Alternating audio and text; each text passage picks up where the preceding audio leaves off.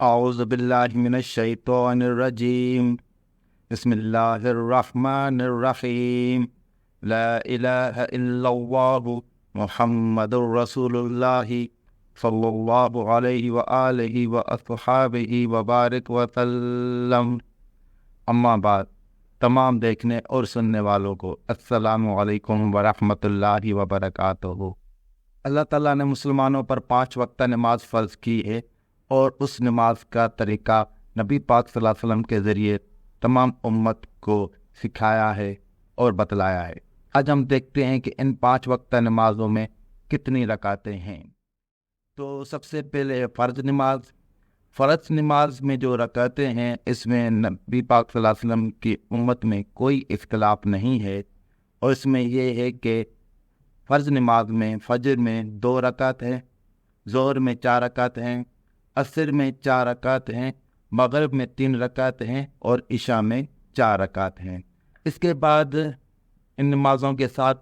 سنتیں ادا کی جاتی ہیں، اور اس میں ایک حدیث مبارکہ ہے کہ ام المومنین ام حبیبہ رضی اللہ عنہا کہتی ہیں کہ رسول اللہ صلی اللہ علیہ وسلم نے فرمایا، جو شخص رات اور دن میں 12 رکعت سنت پڑھے گا، اس کے لیے جنت میں ایک گھر بنایا جائے گا۔ 4 رکعتیں ظہر سے پہلے، 2 رکعتیں اس کے بعد، 2 مغرب کے بعد، 2 عشاء کے بعد، اور 2 فجر کے بعد۔ ان نماز حضور صلی اللہ علیہ وبارک وسلم نے خود بھی ادا کی اور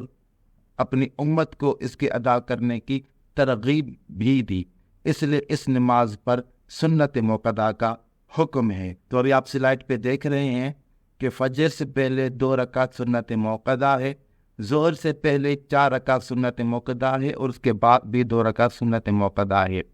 اور مغرب کی نماز کے بعد بھی 2 رکعت سنت موقدہ ہے، اور عشاء کے بعد بھی 2 رکعت سنت موقدہ ہے۔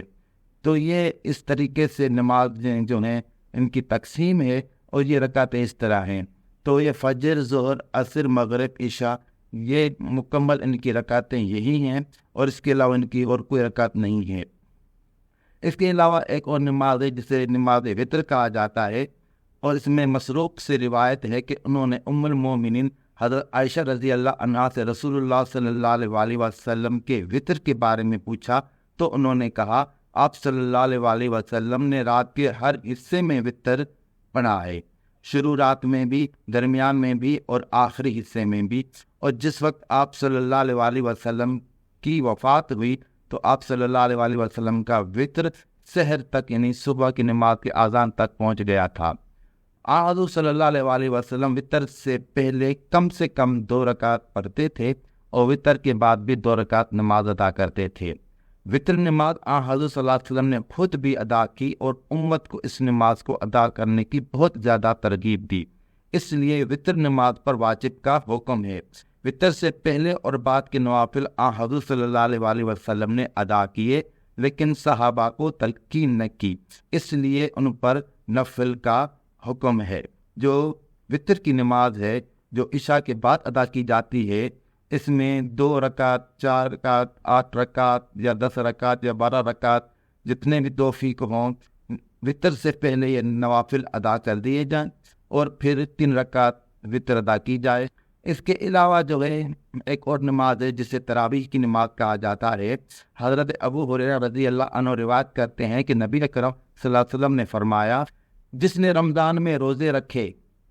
اور قتیبہ کی روایت میں ہے کہ نبی اکرم صلی اللہ علیہ وسلم نے فرمایا، جس نے رمضان کے مہینے میں ایمان کے ساتھ ثواب کی نیت سے رات کو قیام کیا، یعنی نماز تراویح پڑھی، اس کے پچھلے گناہ بخش دیے جائیں گے، اور جو شب قدر میں ایمان کے ساتھ ثواب کی نیت سے قیام اللیل کیا، اس کے بھی پچھلے گناہ بخش دیے جائیں گے۔ رمضان کے مہینے میں حضور صلی اللہ علیہ وسلم نے خود بھی قیام کیا اور صحابہ کو ترغیب بھی دی، اس لیے رمضان میں رات کے قیام کو سنت موقدہ کہا گیا۔ اور اس حدیث میں حضور صلی اللہ علیہ وسلم نے رمضان کی رات کے قیام کی رکعتیں متعین نہیں کی، اس لیے حضرت عمر فاروق رضی اللہ عنہ نے اس سنت موقدہ نماز کی 20 رکعتیں مقرر کر کے اس کو جماعت کے ساتھ مخصوص کر دیا۔ حضور صلی اللہ علیہ وسلم خود رات کے قیام میں 12 رکعت رمضان میں اور بغیر رمضان کے ادا کرتے رہے۔ لیکن اس میں ترغیب صرف وطر کی ثابت ہے، اور اس کے علاوہ ترغیب رمضان کے قیام کی ہے، اس میں بھی رکعتوں کا بیان نہیں۔ اس لیے حضرت عمر فاروق رضی اللہ عنہ نے اس رمضان کی سنت موقدہ نماز کو رمضان کے مہینے میں باجماعت ہمیشہ کے لیے جاری کر دیا۔ تو آپ کو یہ عرض کر دوں کہ آپ یہ سمجھ لیں کہ جو فرض نماز ہے، جو سنت نماز ہے، جو نفل نماز ہے، یہ ساری نمازیں نبی پاک صلی اللہ علیہ وسلم سے ثابت ہیں۔ اس میں یہ جو ہے ہم فرق نہیں کر سکتے کہ جو نفل ہے وہ نبی پاک صلی اللہ علیہ وسلم نے ادا نہیں کیے، یا سنت ہے وہ ادا نہیں کی۔ نبی پاک صلی اللہ علیہ وسلم نے تمام نمازیں ادا کی ہیں، اور صحابہ کرام نے بھی تمام تر نمازیں ادا کی ہیں۔ یہ جو الفاظ ہیں جو نماز کے لیے مخصوص کیے گئے ہیں، فرض، سنت، نفل، تو ان کا مقصد یہ ہے کہ اس سے یہ معلوم کرنا مقصود ہے شرعی طور پر حیثیت کیا ہے،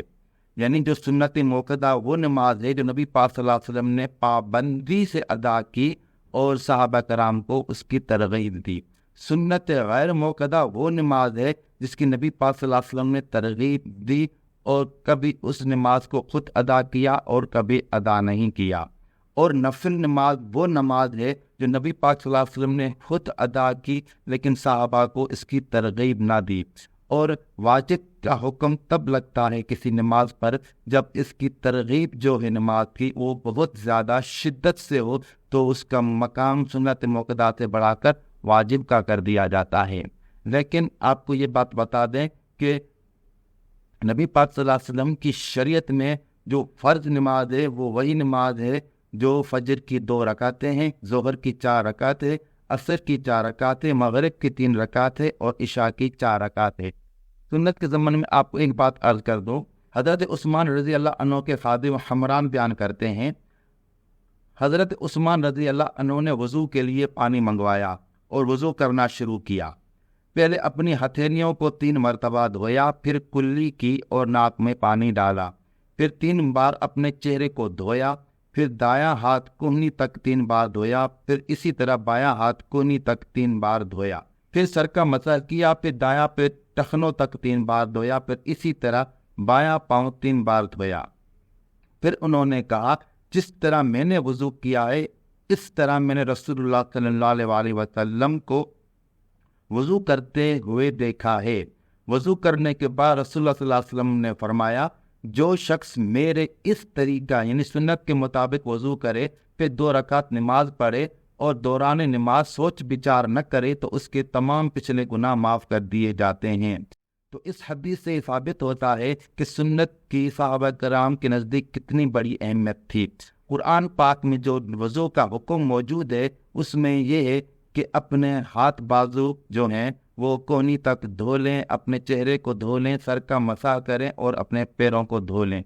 لیکن نبی پاک صلی اللہ علیہ وسلم نے جو طریقہ بتلایا ہے وہ آپ کے سامنے پیش کیا گیا۔ تو اس میں آپ نے دیکھا کہ عثمان غنی نے کس طرح محبت سے، پیار سے، عملی طور پر سنت اپنے غلام کو سکھائی، اپنے خادم حمران کو انہوں نے پورا طریقہ سنت طریقے سے بتلایا۔ تو اس سے آپ یہ سمجھ لیں کہ صحابہ کرام نبی پاک صلی اللہ علیہ وسلم کی ہر ادا